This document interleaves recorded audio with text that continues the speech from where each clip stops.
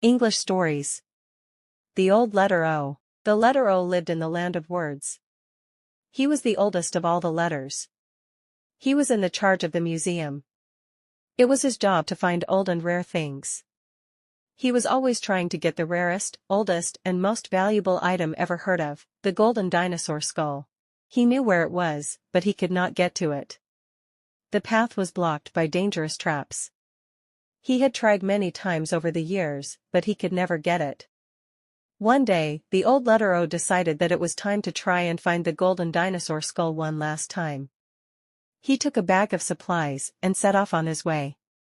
The skull was inside the cave of phrases, but it was very hard to get to. It was very dark inside the cave when he arrived. All of a sudden, he heard a buzzing sound. There was a swarm of glowbugs coming his way. The glowbugs turned and flew away. Years ago, the letter O had learned that plumberries keep the glowbugs away. He found this out during a mission to find the lost tablet of Glowbugia. Old letter O continued on his way until he saw a large, ancient door. There was a keyhole, but no key was nearby. Then he saw that the key was on the other side of a pool of most letters would have turned around and gone home, but not the letter O.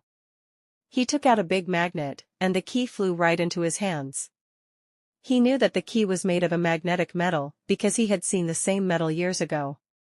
He had seen it on a trip to discover the hidden spoon of the metal mines. At last he came to the golden dinosaur skull.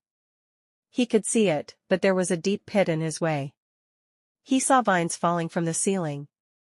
They were all different shapes and sizes. He picked one vine and used it to swing across the pit.